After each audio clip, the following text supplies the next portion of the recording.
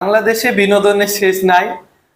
দাদা না কি যেন নানি দাদি মারামারি করতেছে, এটা পরে আমরা জানতে পারতেছি যে এটা হচ্ছে যে ভিউ ব্যবসার জন্য করতেছে। ভাই সবকিছু নিয়ে তো আর হচ্ছে যে ভিউ ব্যবসা হয় না, তাই না? তো এইগুলার হচ্ছে যে একটা লিমিট থাকা দরকার, ভিডিও তৈরি করার বা বিনোদনের হচ্ছে যে একটা মাত্রা থাকা দরকার, এটা মেনটেন করা দরকার। তারপরে তো দেশে তো হচ্ছে যে চুরি ছিনতাই আছেই, যেটার নামে হচ্ছে যে কিছুই করতে পারতেছে না যেটা সরকার।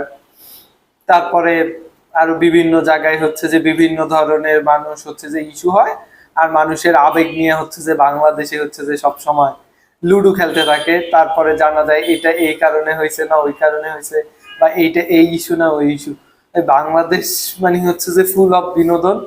এগুলার আসলে কখনো হচ্ছে যে একটা মাত্রা টানা হবে কিনা কোনো জানা নেই, কিন্তু হচ্ছে যে এগুলা বাংলাদেশে চলতেই থাকবে। এটাই বাংলাদেশ, তাই হচ্ছে যে এগুলা দেখা শুরুতে লাফানো যাবে না, দু একদিন পর হচ্ছে যে আসল কাহিনী জানা যাবে। এই হচ্ছে অবস্থা। থ্যাংক ইউ সকলকে।